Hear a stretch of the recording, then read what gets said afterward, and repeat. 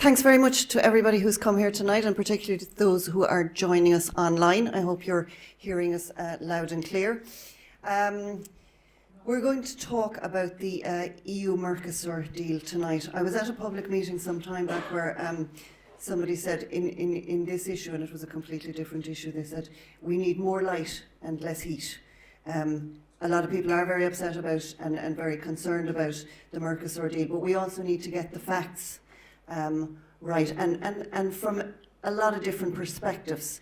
So tonight we are going to have our Ireland South MEP, Grace O'Sullivan, push Mercosur in the political context for us, which will be great. We're also going to look at things from a Brazilian context, because obviously it's going to affect people in South America as well. So we will be joined by Larissa Bombardi, who's a geograph expert, particularly well informed on the matter of pesticides, which to our consumers is a huge concern. I think we're getting more and more worried about the food that we're consuming, where it's coming from, how it is being treated, and that's a concern for all of us. We'll have Thomas O'Connor, who's a local farmer just out the road in Camp, from Poliv Bio, which I think is the most beautiful name for an organisation, the Living Earth or the Living Ground. And he's representing farmers who are particularly concerned about that whole business of getting back to more nature farming and the food chain, the food security. And finally we'll be joined by Laura Keogh, who's studying for a PhD in agriculture. And Laura's going to look at this from the effect that it would have on Indigenous people, and she's done quite a bit of in-depth research on that, so I'm looking forward to hearing about that as well. And once we've come to the end of our speakers, we'll open it up to the floor, and maybe in the meantime, are we taking questions on chat or anything that comes through? Rob will be keeping an eye on it. Thanks, Rob. So Grace, I'm going to hand over to you. You're very welcome to Kerry, by the way, always welcome to Kerry. So if you could put it in the political context for us. It's wonderful to be back in Kerry and in Tralee, and yeah, always exciting to get out and about on the streets here in Tralee and meeting people and talking about the important issues for people in Kerry. But this evening what we're talking about is an issue really that has global impacts, and what I'd like to do is just kind of give an overview of this Mercosur trade deal, EU-Mercosur trade deal, where it's come from, and explain then a little bit from the political perspective how it all... In my case, I became a member of the Environment Committee, and I became a member of the Fisheries and Oceans Committee. But also I became a member of a delegate on relations for Mercosur. So that covers that South America EU trade deal. And over the last 5 years, so we were elected into the European Parliament in 2019, and over the last 5 years, you know, we've been talking about this trade deal and the benefits, the advantages, disadvantages, the benefits, opportunities, but also the real downsides of it in terms of trade. And you know, I suppose at this stage I'd say that we have really, the Green Group have fought the battle to stop the deal being actually voted in. And you can see there that Venezuela was suspended from the trading bloc for political reasons in 2016. But also Bolivia is currently in talks to join. And the problem with countries like Bolivia and Brazil is they have like such a record in terms of deforestation. So they wipe out huge tracts of the rainforest in order to raise livestock. So this is just one aspect that is of great concern to me. But we have other experts speaking in this area, so I'll let them talk about that in more detail. And just to give you an idea, like over the course of the last few years, when the issue has come up, like the Mercosur EU trade agreement, there has been from time to time resolutions or amendments made, and you can see in the graph that's up there that actually the Mercosur trade deal was rejected nearly outright by the Green Group in Parliament. But then if you see the next group, the EPP, as I was saying, where Fine Gael are part of, like you can see that the majority of people in the EPP, European People Party, they're all for the deal. So I think it's really important as we're moving forward that we recognise, okay, who's on what side, and that we don't get people speaking out at both sides of their mouths, because also you can see, you know, in the case of the Renew group, fall apart of, again, if you break down that vote more specifically, you find that one Fianna Fáil member voted for it and one against it. So it's really important if people have concerns about these issues, that you know where people, your elected reps or your candidates, where they stand on it. And then if you look at the left group, similar to the Green group, they pretty much voted against it. So where are we now? The president in Brazil, and anyone who remembers, like someone like Bolsonaro had a wicked reputation in terms of the displacement of indigenous people, in terms of cutting down the forestry for to grow soya, to grow to raise beef and that. So you know, we're in a situation now where Bolsonaro's gone. We have a new Lula da Silva was voted into Brazil there more recently, and we thought that he would be someone, because when he was going for election, he stood up and he said he was going to vote against this deal. But now once he got elected, he's changed his tune, you know, and he seems to be more in favour. So we're coming to the end of this term in the European Parliament, and the deal, I know it won't pass this mandate, so it won't pass, which means that we've kept it off the table. But the new mandate will begin in July, and then like it's all back on the table again. So that's why I wanted to have this meeting here this evening, just to discuss it and to bring in experts to inform you what the situation is. So that when you know people come to asking about it, at least you know climate in the South American, Latin American countries too. So I'm going to hand back to you now, Cleo, and thanks very much, Grace. So just to reiterate what you're saying, you're foursquare against this. You're remaining foursquare against it if you're part of the next mandate in Europe. Okay, thanks for that. Right. We're going to move away now to hear something about the Brazilian side. So we have Larissa Bombardi with us. Larissa, you're very welcome. Can you hear us okay? So to talk about the impacts of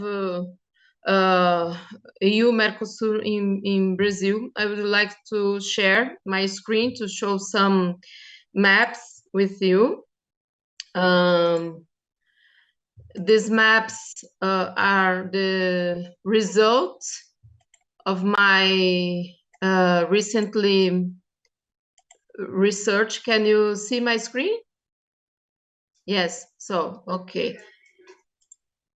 So this is the cover of my last book, Pesticides and Chemical Colonialism. This is the way that I'm seeing this situation regarding EU-Mercosur connections, but not just. So Brazil, as you know, is one of the main consumers of pesticides, and where those pesticides are going, they are going mainly to these crops: soy, maize, cotton, pasture, and sugarcane, which means that almost 90% of the whole pesticides sold in Brazil are addressing to these crops. So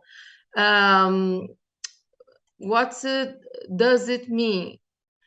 Just a moment. Yes, it means that we have currently in Mercosur countries an area which equals France territory just with soybean. it brings us a lot of impacts in terms of environmental issues and also in terms of human health issues. Let me see. Yes, so I'm going to again, I'm continuing to share my screen. Just a moment.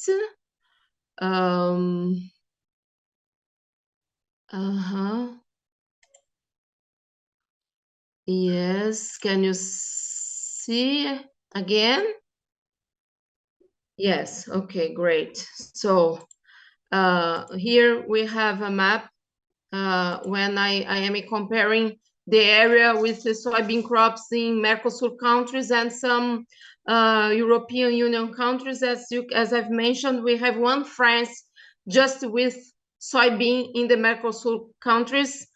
And this soybean, the majority, more than 90% of this soybean crops are GMO crops.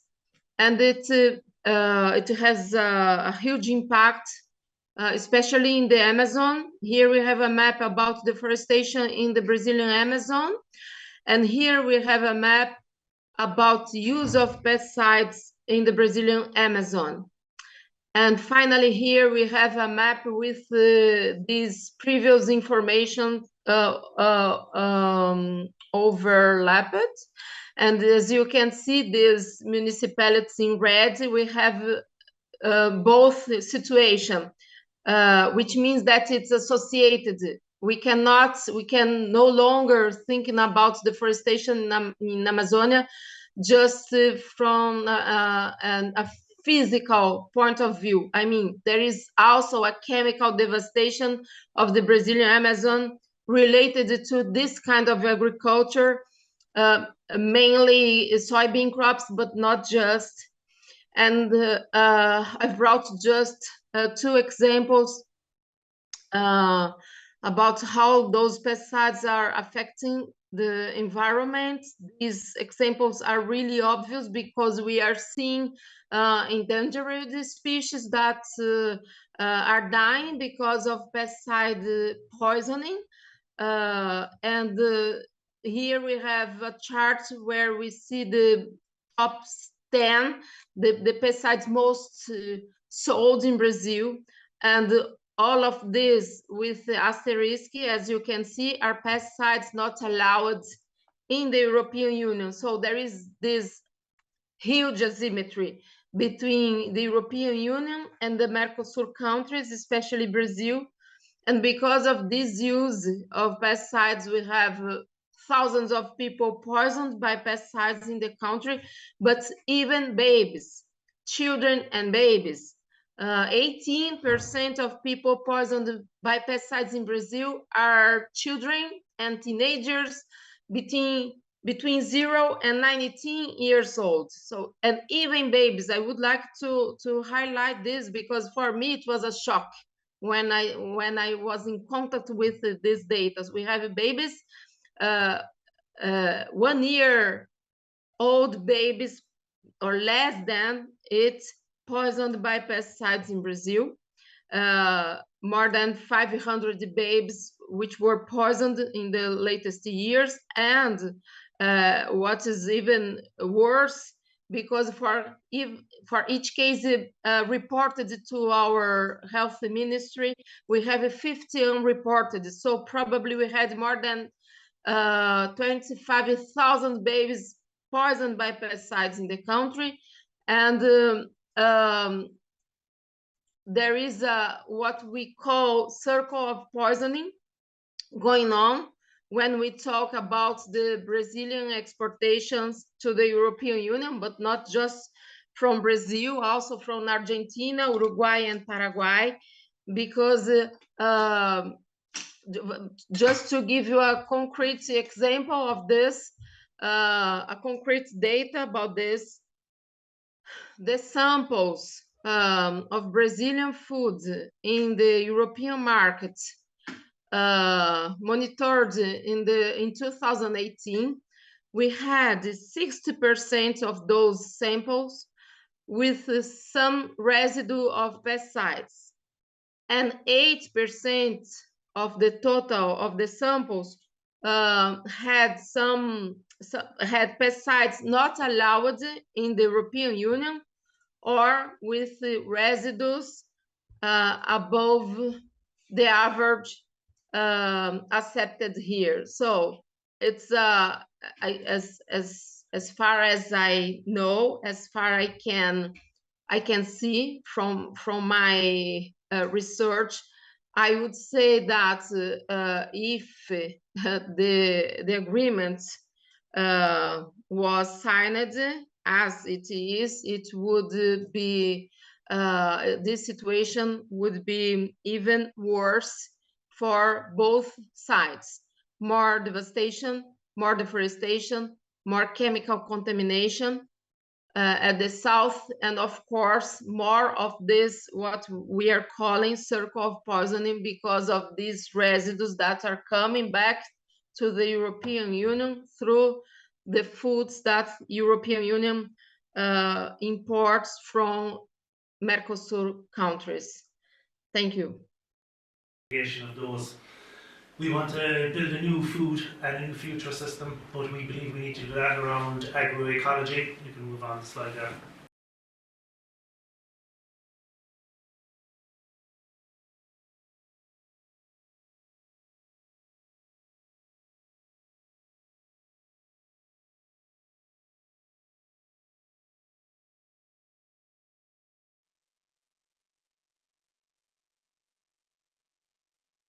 But how many people here know what food sovereignty is in the first place or have heard of it? One or two. And how many know what it means?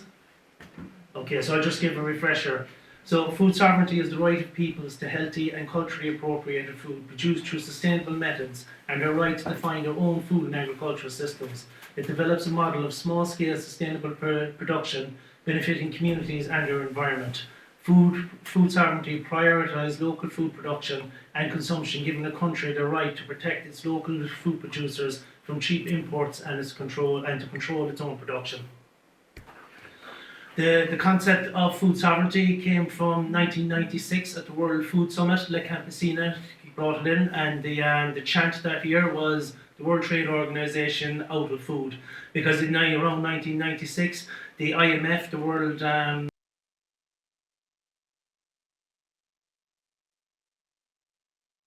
in our international and the international groups through La Campesina that deal with indigenous and peasant rights and with local food production systems who are getting extremely concerned about the commoditization of our food system. So Talabios knows if we want to build a food system for the future, we need to ensure that we have food and seed independence, that we need to prepare our food systems for the convergence of crises that are coming. They're climatic, they're environmental and they're social, and that most of all we need to connect with our food, our culture and our people. So building food sovereignty is about moving from monocultural systems to permaculture. It's about climate proofing our farms by transitioning away from our current industrialised and chemical dependent agricultural systems to more biological and ecological farming systems. We must remember that industrial and chemical agriculture is only 100 years old, and the consequences of that have had a huge profound effect on us. So food sovereignty focuses on food for people, it values food providers, and it localises food systems. It puts control back locally into the hands of people, and it builds knowledge and skills within the communities to ensure that we can feed ourselves. But most importantly, it works with natural and ecological systems. It's probably up to the flip on there. So, from the perspective of Talabio, we're working nationally, we're thinking locally, but what you want to do is you want to think internationally and work locally, and for us to do that, we need to affect policy in Ireland. So Talabio has 7 points that we're trying to push to our national governments, and the first one is on food sovereignty.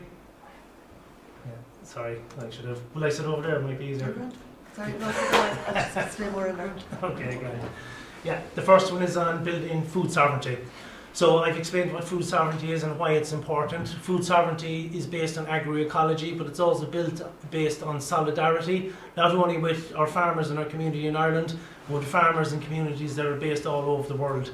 It's about understanding that the way you feed the world is by starting to feed yourself. As long as we put all our energy into our export markets and we don't focus on our local food production, then we're taking food from communities around the rest of the world, which is what these international trade deals focus on.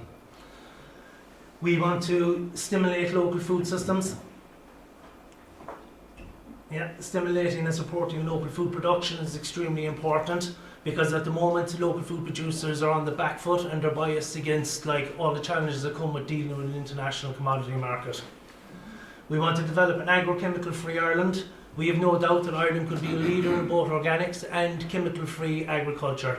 That sounds like something that's amazing, and it's a little bit like, how are you going to do that? But to be honest, apart from the last 50 or 60 years, all food produced through our entire evolution was done without these chemicals and inputs, and they were done based on natural systems. We want to turn around and ensure a basic income for farmers that are working with agroecological and biological systems, because all of those farmers are challenged by trying to produce a product to supply to the local community, but it's on commodity-based prices, which means you don't get a fair return for what they're producing or the energy you're putting into it. A lot of the values, it's not just economic. There's a lot more things that local food producers provide into their system, from biodiversity to society to community, that aren't valued, which we need to turn around and look at. We need to have access to land for new farmers. We're in a transition in Ireland where we have an ageing population of farmers who are starting to move out of the system. They're being squeezed, and most likely most of their farms will be taken over by an industrial model of agriculture. We need to ensure that the new generation of farmers and growers that are coming up can get access to that land, so that the relations can be built from the old farmers to the new farmers, because there's loads of people who want to grow and produce food into their community, but between the price of land and access to land directly at the moment, it's not possible. We want a new forestry policy that's based on biodiversity rather than profit. Trees are part of our living landscape. They should be part of our farms and our ecological systems. At the moment, our country is divided into a monoculture of ryegrass for export, or else into a monoculture of Sitka spruce. What we need to do is integrate forestry back into our living systems and create ecosystems. And the last one then is farm diversification. We need to move away from the intensification and the specialisation that's happened over the last 30 or 40 years, and we need to help farmers transition back to a more diverse and biodiverse based system. So Talamh Beo is about focusing on the positive. We're usually not against a lot of stuff. Tonight I'm talking because we're against the international trade deals and what they represent and the challenge they give to us as a local community in order to provide food. So one of our solutions is we've developed a local food policy framework. There's a couple of copies down the back, and you can download it from our website. And that's a solid framework that in Ireland we want institutional recognition for local food producers to supply directly to the local community. Now that will come with an awful lot. That will come with supports, income supports, labour supports, but society supports in general. And again, it's about recognising the challenges that local food producers face, but then also recognising the benefits to community, to society, and to the environment they bring with them. So I just want to read this. So again, we're part of La Campesina. La Campesina is the international organisation, and this is the statement that they put out on the current trade deal. We express our rejection of the trade deal agreement between Mercosur and the European Union. We believe that this agreement solely benefits large transnational corporations responsible for hunger and the climate crisis. Its consequences will be destructive for people, particularly for peasants in the infected regions. The treaty commodifies food without considering human rights, the right to food and the rights of peasants as adopted by the United Nations in the Declaration of Rights of Peasants and other people working in rural areas. The agreement fails to recognise the diverse economic and social realities within each country's food systems and proposes rules that only favour concentrated and transnational sectors of agriculture. So we'll just move on again. Over the last 15 or 20 years, between communities and farming organisations, there's been a lot of work done in Europe between the Green Deal and the Farm to Fork to move us into more natural food systems and away from the industrial and the agribusiness model. Unfortunately, over the last couple of months, we've seen a huge rollback in all of these things. They're knee-jerk reactions, which is an awful shame, because there's someone engaged in the community and knowing the community that have been involved in bringing these solutions to the European Union, to see how overnight that vested interests can turn around and backtrack the whole lot. So let's hope we can move back. One of the things we can do, so we'll go from the local to the international again. One of the things we can do is we can start supporting in Ireland and across Europe UNDROP, which is the United Nations Declaration of the Rights of Peasants. That turns around and proposes a new framework around producing food locally and internationally that focuses on community, it focuses on environment, it focuses on society, and it focuses on the producers of those foods. Why is this important? Because despite what we're told here in Ireland and what we're told across the European Union, industrial and chemical agriculture only feeds 30% of the world's population. 70% of the people on this planet are still fed by peasant and indigenous food systems that are connected to local areas. And the thing is, move on there again, this is even more important because the 30% of industrial food that takes 75% of the land turns around and produces the vast majority of pollution inside in our agricultural systems. It destroys 78 billion tonnes of topsoil, 7.5 million hectares of forests. So a very small amount of food production feeding the world population is causing a huge amount of the issues that we're facing as a global society based around the environment and the environmental damages that are coming. So what's the solution? The solution is Talabio, returning back to the living land. It's about reconnecting land, people and community. It's about doing it at a local level, but understanding that we're part of a larger international community of people. That's where La Campesina is extremely important because it turns around and we can see that solidarity. And it's reassuring to know that the challenges we face here when we're standing on our fields on the side of the hill in Kerry is the same challenges faced by communities all over the world. So let's remember, resilience is fertile. We turn around and make the soil and the people in the community more fertile, and then we can challenge these conglomerates. Thank you very much. Thanks so much, Thomas. I love that. Yes, round of applause really was. I've seen your presentation before, and it's always very uplifting. I'm struck by the international element of it, that if we're going to stand firm against something like the EU-Mercosur deal, which, there's a lot of pressure to make it happen, we're going to have to band together, and we're going to have to look at it not just from the hillside in Kerry, but also the effect, as Larissa was talking about, the effect that it would have on the people in Brazil. It would actually make a bad situation so much worse. And we are going to go back to Larissa at some stage for a few more slides that she was missing. Will we do that now, Larissa? Would you like to come in? You had a few more slides that you wanted to add in, and I hope you enjoyed Thomas's presentation there. Yes, please, if it's possible. Mm-hmm. Yes, go ahead. Can you see my screen? We can see that now, yeah. Okay. So, yes, I would like to show you some maps that I haven't. So here we have anamorphosis. It's a kind of map where we have the countries deformed according their importance in terms of pesticides exportation. As you can see, the European Union has a main role controlling 1/3 of total exportations in the world.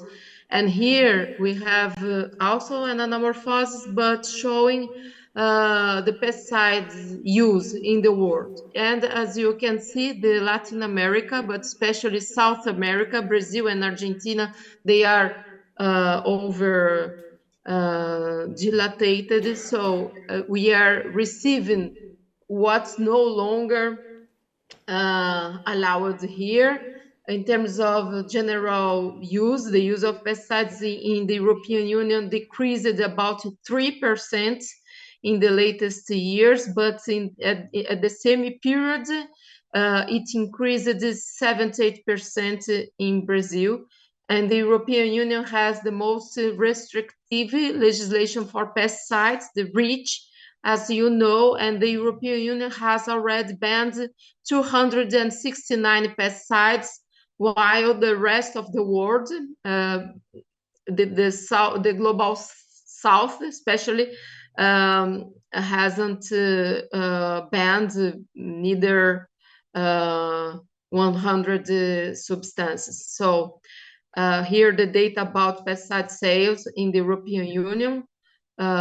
And here we have the map showing the pesticides exported by the European Union to Mercosur. And here the banned pesticides that European Union has exported to Mercosur in the same period. So there is this double standard all the time going on in our relationship. And here the charts, while the European Union decreased about 3% their pesticides sales here to the European Union market, in the same period it increased 78% in Brazil.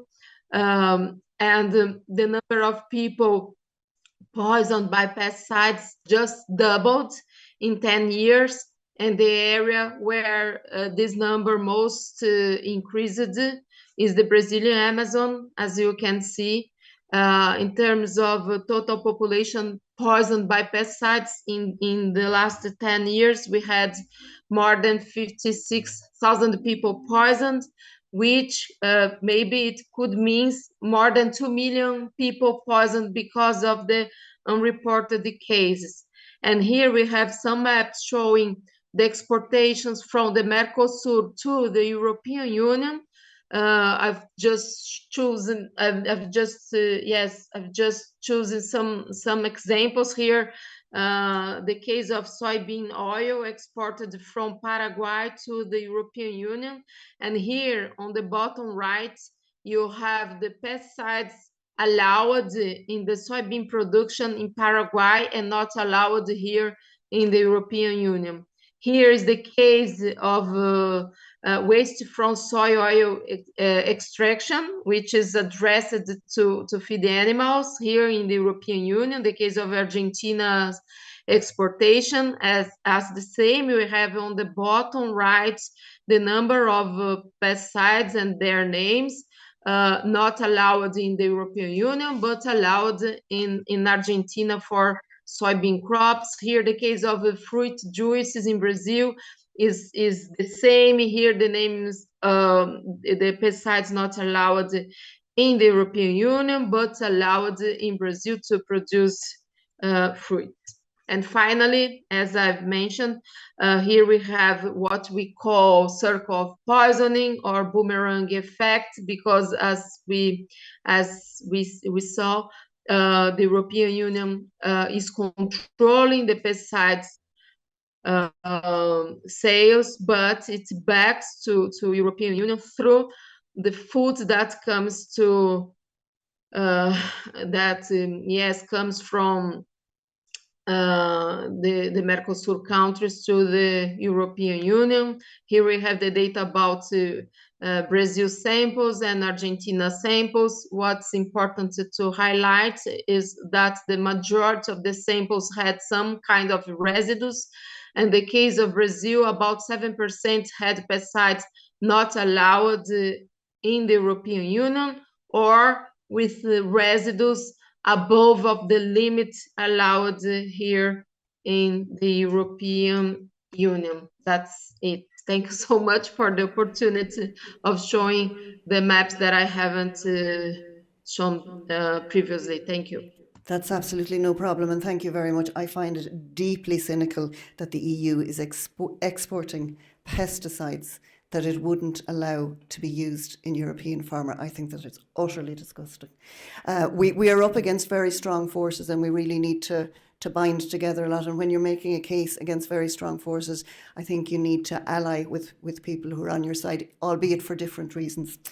Okay, thank you very much, Larissa. We're going to go next to Laura. Laura Keogh, you're with us. Can you hear us, and can we hear you? And hello. Laura is studying a PhD in agriculture, and she's done a particular piece of research around the human rights element of the EU-Mercosur deal. So Laura, do you want to go ahead? Thanks, I will, yeah. It must have been a while since we last chatted. So my PhD, I completed it in 2016, and this is from work I as a beg your pardon and postdoc. congratulations. No, That's you're mean grand. feat. You're fine. Hold on now, I'll just share the screen. View, enter full screen. So this was work that I did with the University of Oxford and the Nature Conservancy on a project around livestock, environment and people.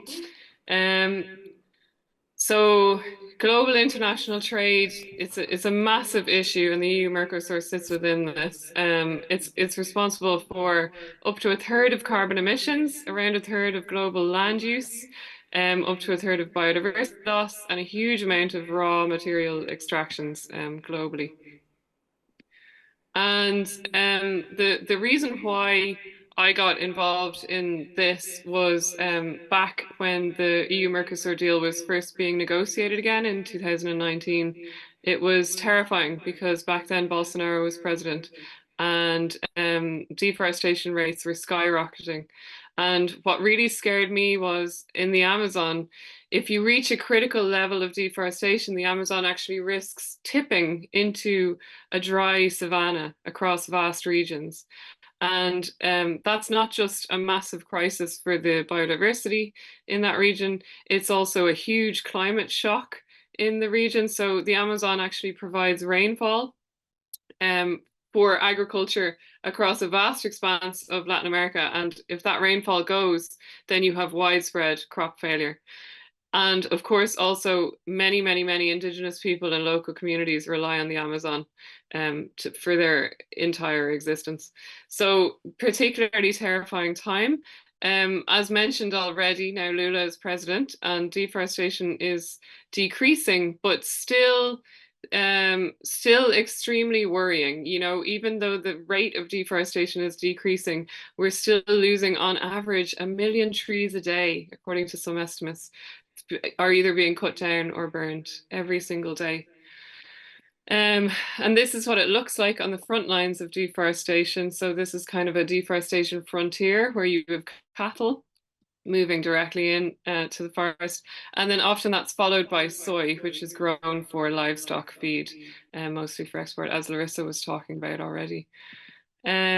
It's not just the Amazon, though. I think it's worth mentioning the Amazon gets a huge amount of attention, but it's also other ecoregions like the Gran Chaco. So that's threatened also by soybean cultivation and more recently corn for ethanol.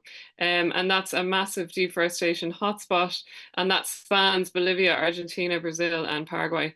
And is highly threatened also, along with the Cerrado and the Pantanal, also in Brazil. So it's worth just mentioning there's many ecosystems at risk here.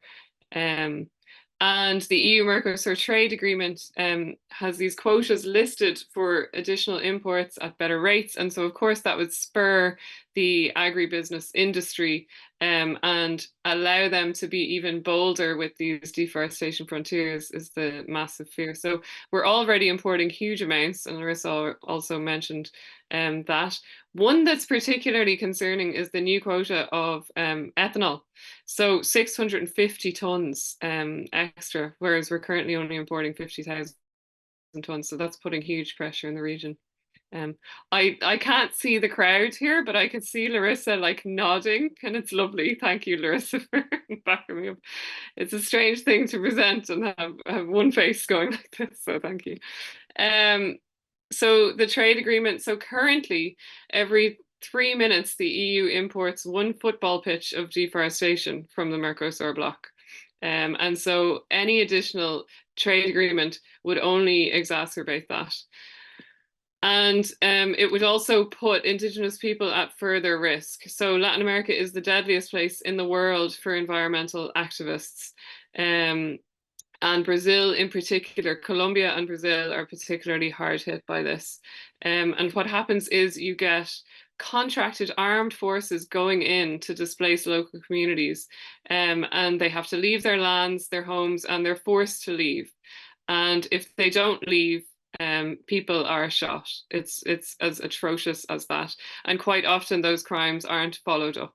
You know, there's no investigation. So it's a particularly perilous situation for those people on the front lines of this.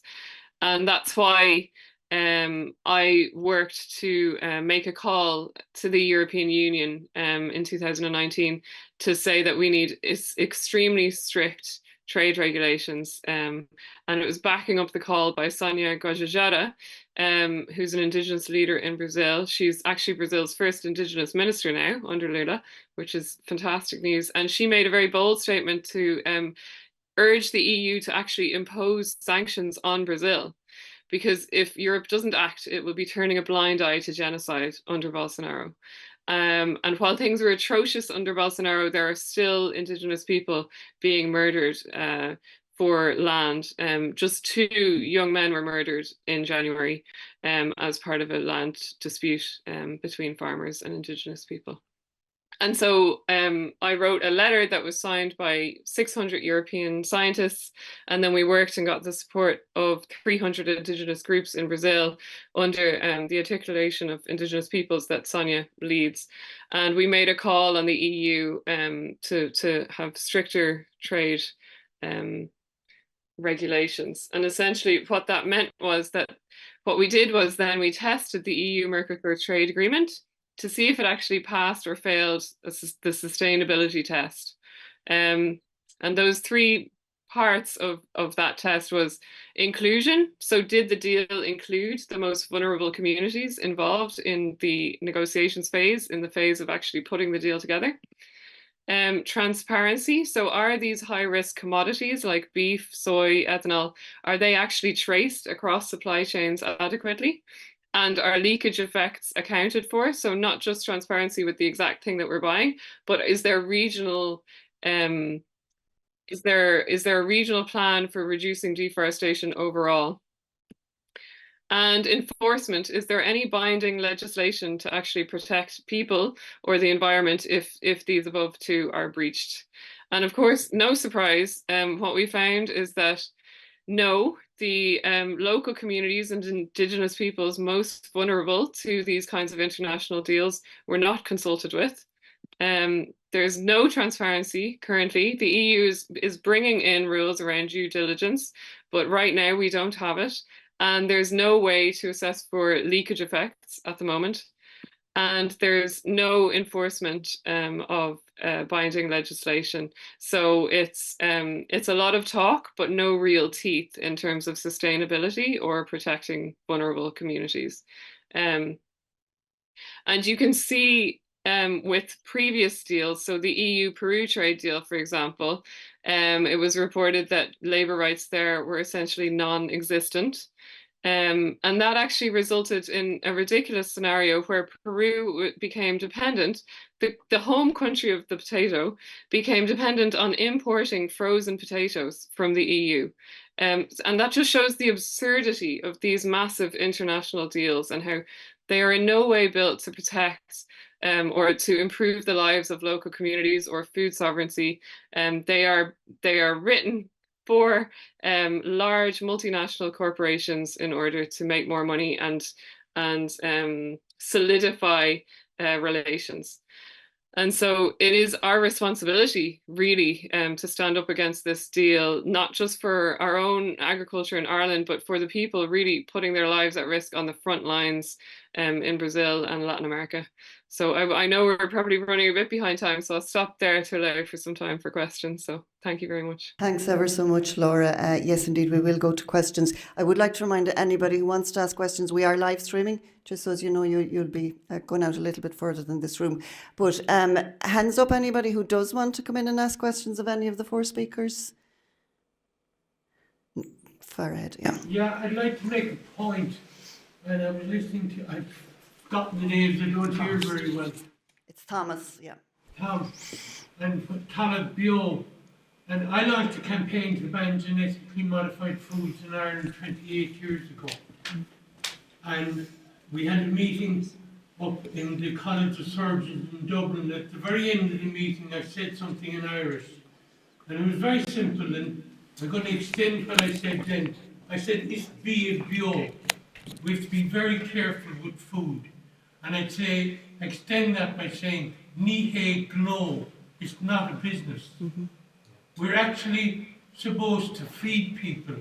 And I see with the weather, the way the weather is going at the moment, we could be in famine in Europe this year. And it's something that if we take off into the Amazon and start destroying the rainforest even further, that's going to be exacerbated. And I was talking with Grace earlier on. I'm a scientist. My expertise is in mathematics and or computation, as I prefer to call it. But I have developed the concept of toxic mathematics. Our science has become toxic. And you'll hear a lot more about toxicity in knowledge over the next while. Because we need 3 legs on the stool of knowledge. We need 3 forms of intelligence in knowledge. And then everything will flow forth from there. We don't have it at the moment. We have only 1 leg on the stool of knowledge, and it's tottering. It's about to fall, but what will it bring with it? I don't know. Thank you so much for your contribution. That's actually quite profound. Anybody else want to come in? Yes. May I present Grace McLaughlin, please? Do you have a question or a comment? Yeah, sure, you can do that afterwards. But anybody else there got a question or a comment? Diarmuid, thank you. Okay. Yeah, no, sorry, we're in the middle of a presentation and Diarmuid has a question. Thank you, Diarmuid. Yeah, it was just interesting to see all the different sides of it, how global the impact it is. And what I'm thinking as well is, I suppose something maybe that wasn't covered is the farmers in Ireland that would be affected by the prices, I suppose, of importing that food that isn't produced to a certain standard and with banned pesticides. So I suppose the market as well. Would that be something as well, another layer to it? I was just going to ask, maybe, I don't know who can answer that one. It certainly would. I know we do have a few farmers in. Does anybody want to talk about the price of beef? No hands up. Okay, Thomas, take it. Yeah, I think the issue is that it's just an economic transaction. It's all a commodity. And we have, again, 30 or 40 years in Ireland where our whole agricultural system has been narrowed down to just simply selling a commodity. The problem is when you do that on the international scale, then you have extremely high standards in Ireland and high standards in the European Union, and through a trade deal you open it up, the international markets, and then undercut the price, then the pressure that's already on farmers to try and produce a high quality product and they're being undercut by imports means that they can't make a living. At the moment farmers can't make a living, but that's because again it's all commodity based. There isn't other values outside of economics on agricultural products, and it's just, yeah, it isn't working. But again, that can change. We just need to shift the perspective a bit. Yeah, there isn't a value put on livelihood either, is there? You know, the rural life, the way of life, and the connection with the land. Yeah, there isn't a value put on community, there isn't a value put on nature, there isn't a value put on biodiversity. And we look at the international system, if we don't have those values ourselves here in Ireland, and we can't support our own farmers, well then we need to understand what's happening in other environments. We need to develop empathy, not only for our own farmers and our community, but we also need to look forward to how we're going to feed people in this country. Like you talk about GMOs and commodities, like we know what colonial power is. We've had it in Ireland for a very long period of time. Agribusiness is an extension of the colonial power. It goes around and exploits and extracts what it can from communities all around the world, and it takes it into through long supply chains to extract as much profit as it can out of it. While it does that, it undermines local communities, it undermines local livelihoods. But what it is a theft of the commons, and that theft of the commons is the biodiversity. It's cutting down of the rainforests, it's the theft of the local livelihoods. And we need to understand that, like, we live in a small little blue dot floating in space. Our perspective as humanity has broadened an awful lot in the last 100 years. We know we're just a dot floating in space, that we're not just here in Ireland or the other part of the world. What happens to one part of the world affects the rest. As we're over-emphasising the commodity industry on beef and dairy and pumping that up and putting huge amounts of Irish taxpayers' money into it, then we're turning around and we're destroying the rest of the environment around it. So, yeah. Grace, can I just ask you about a statement you made today, and it's something I hadn't really thought about, that if that environmental element of the CAP, if we roll back on that, we actually strengthen the argument for the Mercosur. So can you expand on that a little bit? Yeah, so I mean, one of the points that helped us to not to agree to the Mercosur deal was that in Europe we have certain standards. And in the last few weeks, and I think Thomas already alluded to it earlier, the President of the European Commission, Ursula von der Leyen, has started to roll back on some of the progress we've made in terms of the European Green Deal. So if we do lower standards in Europe, then it makes it easier for people to push the Mercosur traded deal, because they'll say, well, look, the standards are similar, so we might as well bring that stuff, products and services over to Europe. And I think the point has been made really well this evening by Dr. Laura Keogh, that there's so many threats in terms of food production in the Mercosur countries. So in terms of deforestation, in terms of, we heard from Professor Larissa about the pesticide use, we hear about the displacement of indigenous people off their land. We know the agriculture, the large multinationals, will very much welcome this deal, because it pushes away from the very point Thomas made about food security and food sovereignty, and our capacity and ability in each member state to, one, to produce our own food, two, to have more direct sale to the consumer.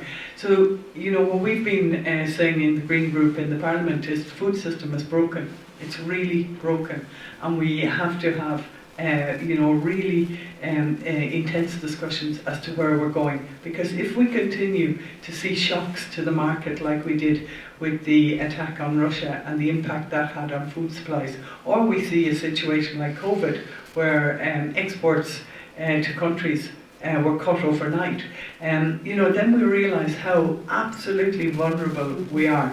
I think, we know what's the right thing to do. The problem is, and most people, and I do believe, Talib Bio and Lviv Campesino and that, you're trying to do your level best to teach a bit of common sense.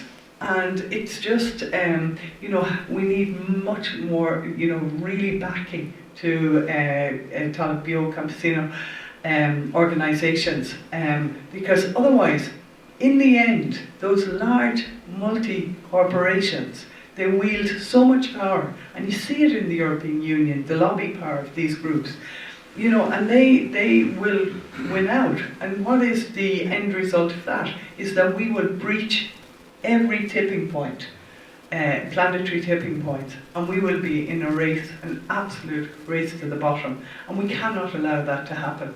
So any weakening of the standards in Europe make us more vulnerable to these kind of deals with other countries to take place. Thanks. Can I just ask you guys, are you optimistic that we can kind of hold it off? Well, we can hold it off for another few months, but whether, as we see the new EU strategy for the coming 5 years, it's not very promising. So that's why it's really important that we engage as many people as possible to start to recognise that we are making ourselves so incredibly vulnerable, and if we don't come back to taking the power into our own hands and to work towards food security, healthy food, start to go beyond GDP, beyond that measure of GDP that is production at any cost, start to look at well-being economy where we put people and planet first. Otherwise, it really is a race to the bottom. Okay. Well, thank you very much for coming along tonight. Thomas, thank you so much. Thank you to... Sorry, is there more questions? Sorry, I thought you didn't... Yes, yes. No, we did not interrupt the... Okay. Yeah, no. Sorry, right. The Mercosur deal and the nature restoration law, what's the difference between the Grace? The nature restoration law? Yeah, and Mercosur deal. Yeah, so the Mercosur is a trade deal between the proposed, thank God, it's a proposed trade deal between the EU and four South American countries, yeah. You know the countries. So you talk about the indigenous people. But you talk about the indigenous people. If this nature restoration law comes in, it takes 1.9 million acres. It takes 42,000 farmers out of production. These are government figures, right? 42,000 acres, all but 500,000 cattle out of production on the western seaboard. It's a long cut, whatever it is about.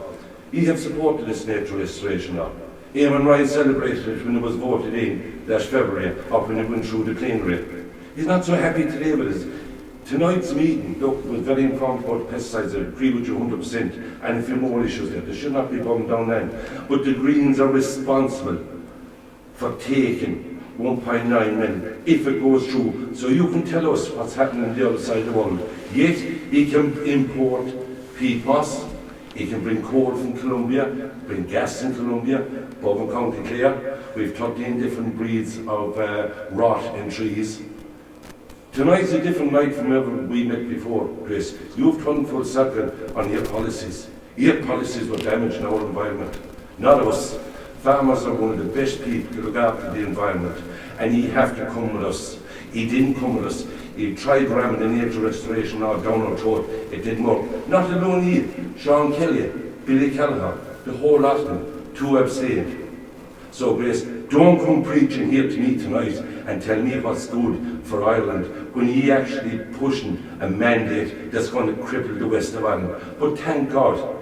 And look, I presented you with a letter there. Can I come in there? Can I come in there for a second? No, listen, you're totally out of context what's happening tonight. I'm not out of context. I understand you have issues, okay? Okay, so I'm not out of context. The challenge is that we have moved away from the natural world and nature. In the last 100 years, industrial and chemical. So the agriculture you're talking about will no longer survive in the next 5 to 10 years because the oil is disappearing and the mechanisms are not working. The long supply chains are starting to dismantle. So we need to work on systems based on nature rather than on chemicals and industrial systems. And I understand your position. We have an agricultural system that's real weight that you cannot put an animal on, that you cannot feed an animal to go into the food chain. Okay, the vast majority of food in Ireland is produced for export. We have plenty of land to allow space for nature. What we need to reintegrate systems so that we have nature existing on our farms. I said earlier, we have an Ireland that's divided between a monoculture of ryegrass and a monoculture of Sitka spruce. This is what we've been taught. We need to re-educate ourselves and reintegrate nature into our farming systems. Turn around and automatically arguing against the nature restoration law that will protect the future generations by ensuring biodiversity and that we can feed future populations by understanding how the natural law has worked for our entire evolution. You need to take a deep breath and you need to turn around. Out of the system, how can you take 1.9 million acres out of the system and don't expect a food shortage?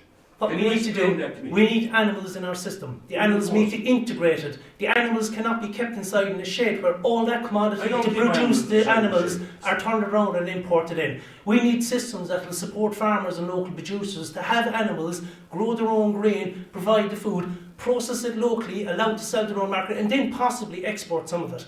All our agricultural system is based on export. A lot of the resistance against nature restoration law and against biodiversity is all based on the paradigm of agribusiness. Because that's all we've known for a period of time. It's survival for farmers in the west of Ireland. There will be no survival in 10 years unless we can turn around and ensure nature and biological systems. It's survival for local communities.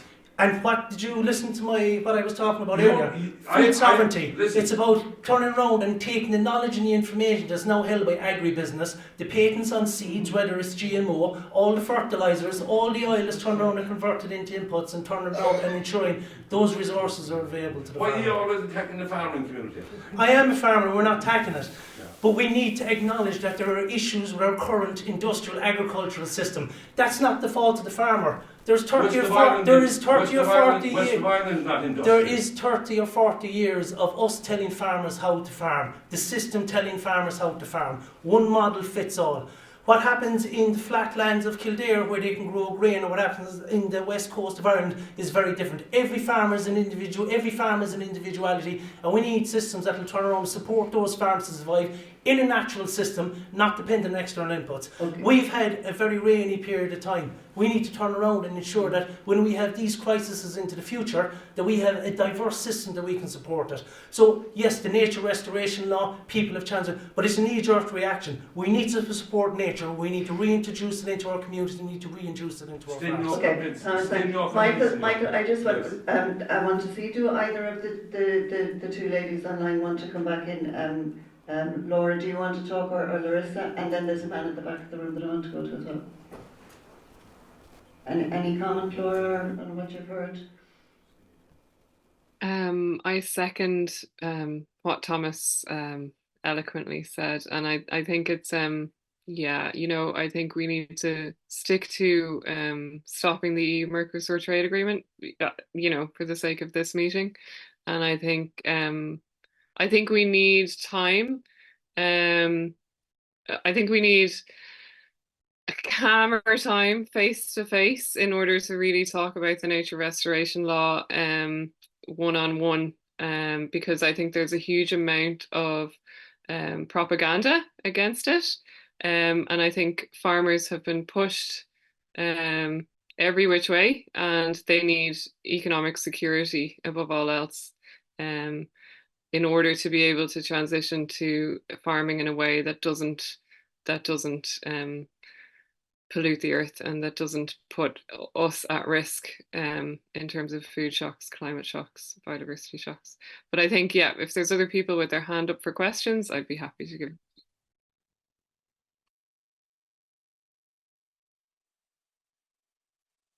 I listened tonight about the multinationals and what they do to the farmers in Ireland and all over Europe.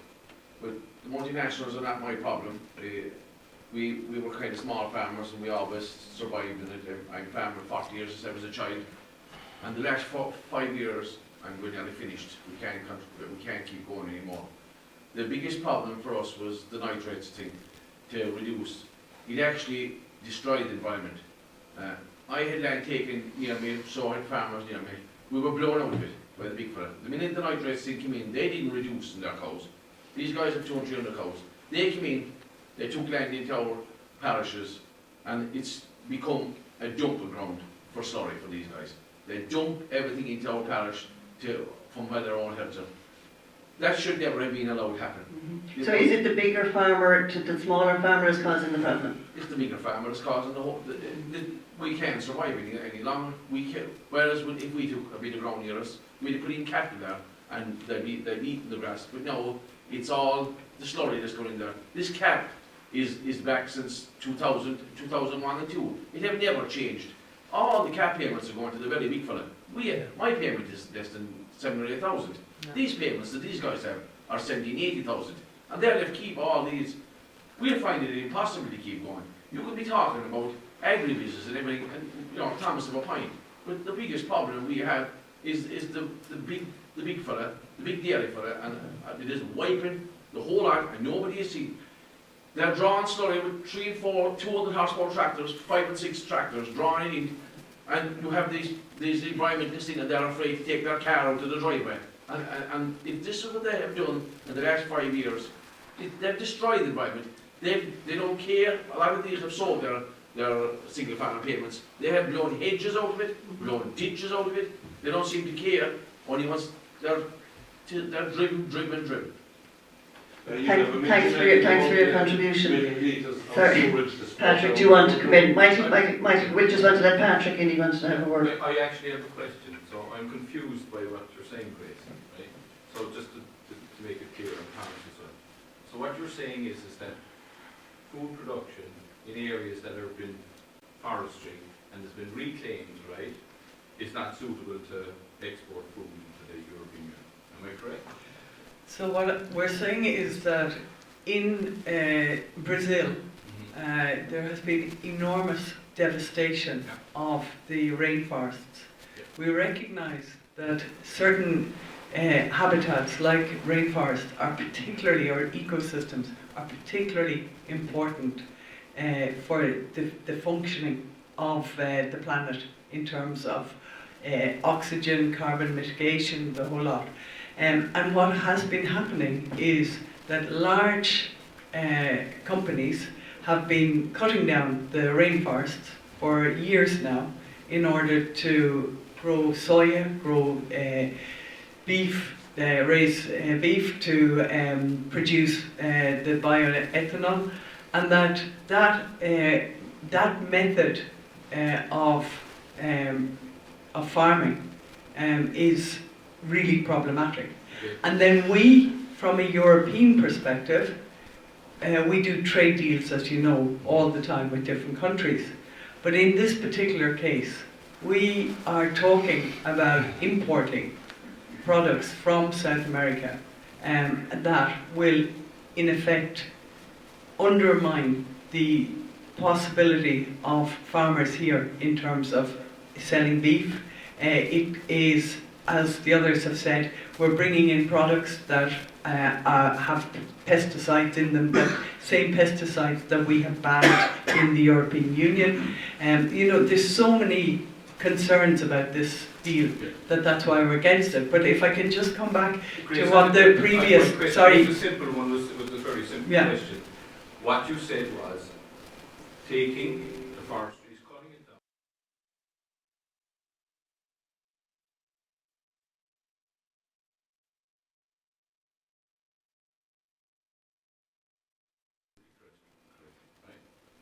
But the nature restoration law is the exact same law in reverse for Ireland, because you're going to designate the peatland soils as not being in good condition, because all the farmers that changed that soil and reclaimed the land which they were instructed to do, right? Let's put it into a different form of food production, right? As Thomas has said, is now going to be deemed as the same as the rainforests in Brazil.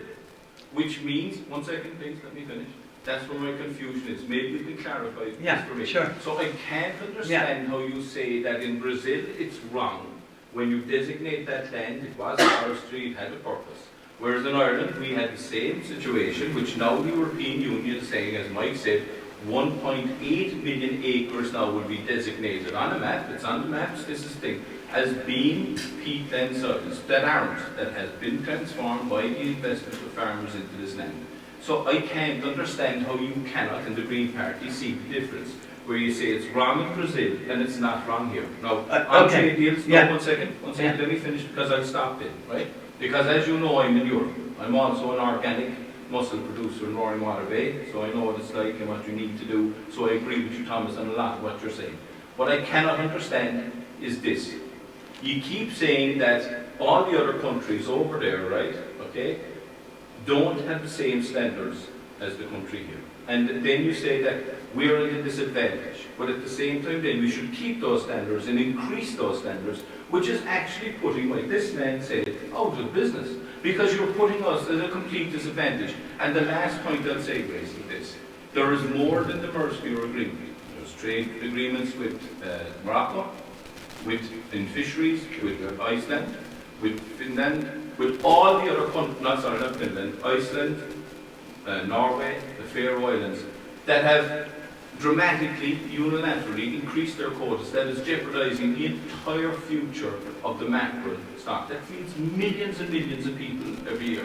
And I can't understand how you target on one place and then don't do the exact same and follow the same logic when you're in Europe for the other ones. It's really frustrating. And that's why I'm putting myself forward. Because as you said, I've met them. And the worst thing is, Europe is allowing all these trade deals, please 1 second now, all these trade deals, that reduces what I understood was tariffs. And tariffs were meant to protect and level the playing field for the producers in those areas that have way less production costs, way less labour costs than us in Europe.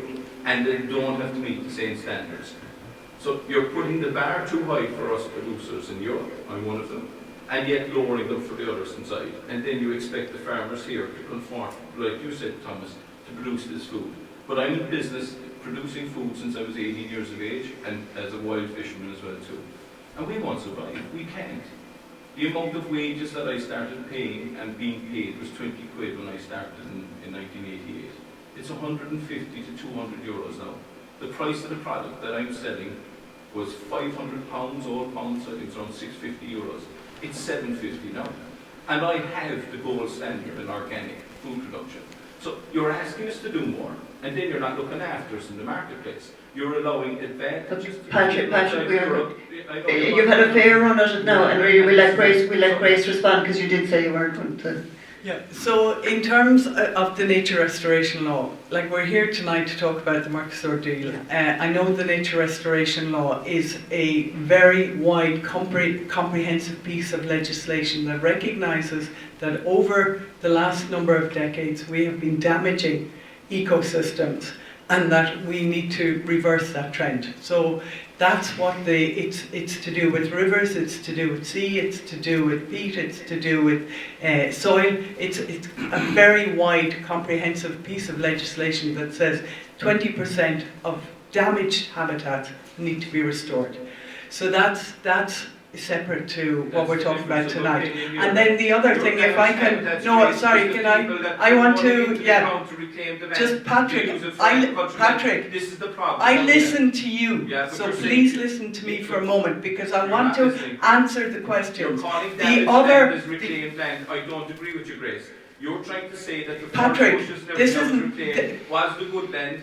Now it's being reversed. What I'm saying is that we are in a climate and biodiversity crisis, and that if we don't take action, and that's what we're asking for, we have to take action to adapt and mitigate against a very fast global warming. Extreme weather events. Talk to any farmers that I've been meeting over the last days here in Ireland. They will tell you that the amount of moisture that has fallen, the rain, the extreme weather, is crippling farmers. We want to work with farmers to make sure that farmers are supported. There's no doubt about it. But I want to come back to the previous speaker before you. 20% of the European budget is going to exactly the large multi-corporations that you were talking about. And, 80% of the EU CAP budget goes to the 20% of the very, very large farmers. So the problem we have is the whole distribution of support for farmers is not working. We need to make sure that there is a level playing field, that farmers who are producing the type of food sovereignty, the type of food security that we need going forward, that they are supported, that the livelihoods are supported. And at the moment, it's completely out of sync. It's not working. So we agree with you that there's a problem. It's too late. You're too late. It's over. If we were in battle, we'd be we'd be waving the white flag and saying we surrender. But then they're gone. They're gone. Yeah. Everybody in the areas are gone. There's no any US any farmer, including their kids. The one thing they'll tell them is, don't go farming. Yeah. Don't be in the muck. Get a good job and get out here. Don't be. And the bigger fella in the meantime, he's gobbling up the ground. He's giving us way more money now than we can make in our own farms. I might have to offer them way more money to let my place. The government are incentivizing it because they're giving. I can let my place down and I can take a 10-year lease on it and I can get it tax-free into my pocket from some other farmer. So I'm gone then. And that generation, I have kids in the parish. They all shop in the local shops. They get their local tyres, petrol, everything else. It's all in the local area. We're gone. We're gone then. And the big guys, like I said, the first thing they have got to do is that they have to tackle the grazing platforms of these guys. These guys have 400 cows in 20 acres, and they have the whole parish taken around the dumper show. Zero grazing and all this. And I completely agree with you. I think the whole system is broken and that we have to change it about. And we have to go back to what Thomas was saying about food sovereignty, food security. So it's going to take a huge effort. But I think this evening the meeting is about the situation, the trade deal between the EU and Mercosur. You know? And I think what we said from the outset of the meeting was a little bit more light and a little bit less heat. So I'm hoping that you did get an awful lot of information. It was fantastic to have Grace here, to have Professor Larissa Bombardi, Dr. Laura Keogh, and of course Thomas O'Connor here. And just one question. Go on. What's going to happen, Grace, if this gets through? I can see it walking through because money seems to talk in everything. What is our plan when that gets through? Well, that's what I believe myself. I hate to be admitted, but we're defeated. Mike is saying the same. What's our plan then? So in terms of the Mercosur deal, we've been holding it off. You know, we've been pushing back against it for the last 5 years, and we need to continue to do that. And so that is why this meeting was called tonight, to ensure that we keep the pushback and we don't allow it to happen. Chris, you're in government with the other party that part, Patrick, you've had your say. Tim, are you happy with that? Hang on just one second, Thomas has... Yeah, like the situation is dire. We're in big trouble. But do we put our head down and accept the situation, or do we try to build something for the future? I know it seems absolutely hopeless, but the position we find ourselves in is based on the rules and the regulations and situations developed over the last period of time. Turning around and being angry at a change in policy or a situation that's trying to improve it doesn't make much sense. We need to turn around and challenge the existing system and try and provide alternatives. And yes, we might be in trouble, and it's really hard to make a living. But if we do nothing and accept it, then we're in way more trouble. And the system we talk about, whether that's reclaiming land or the existing agricultural system in Ireland, is supported by importation of a huge amount of oil, a huge amount of imports. It's based on the blood and sweat of people working the land, about the profit and the value of that land being taken off for external shareholders. We need to turn around and refocus that to ensure that it's local food and it's food sovereignty into the future. Because like the future is bleak. We know what's coming down the road. We have a convergence of crises that's environmental and social. Oil, we won't be able to pump oil out of the ground. It might still come out of the ground, but we can't put it back into the atmosphere. All our food is based on oil, converted into petrol, converted into fertilisers, into food, and then supported, and then provided in. So our food is pretty much oil converted. What happens when that oil stops? How do we feed our community? These are the things we need to focus on. We need to acknowledge the issues that are there that got us to this position. We need to hold the authorities responsible for bringing us down this path, which consolidated our entire agricultural system, which turned it into a monoculture to turn around export commodities. We need to hold them accountable, but we can't turn around and let our fate to their future. We need to turn around and try and envisage something different and work towards it, because otherwise, sure, what are we doing? And I think that's actually a great no, Mike, you've already spoken. That's a great. No, Mike, you've already spoken. This gentleman in front of you does want to come in, and then I'm calling it tonight. Okay. Yeah, please. I'd just like to make a quick point there. Yeah. While I agree in principle with what Thomas and what the other Grace is saying as well. It's amazing, the Green Party are in power, that the June Minister could back it.